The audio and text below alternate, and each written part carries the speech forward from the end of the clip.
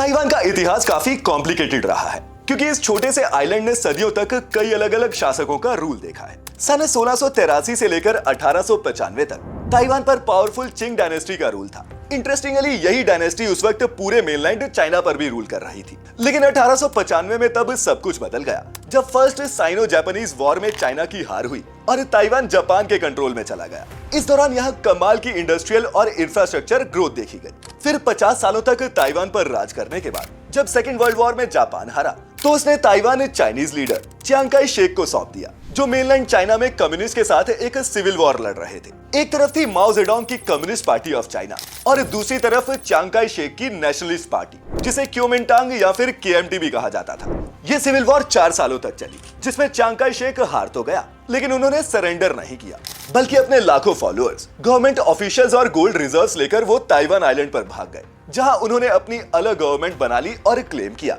कि वही असली चाइना को रिप्रेजेंट करते हैं। इस गवर्नमेंट को नाम दिया गया रिपब्लिक ऑफ चाइना यानी कि आरओसी, और यही आज तक ताइवान का ऑफिशियल नाम भी है।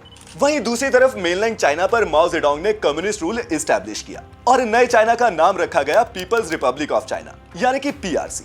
और कुछ इस तरह जन्म होता है दुनिया के सबसे बड़े जियोपॉलिटिकल सवालों में से एक का, कि आखिर इन दोनों में से असली चाइना कौन है।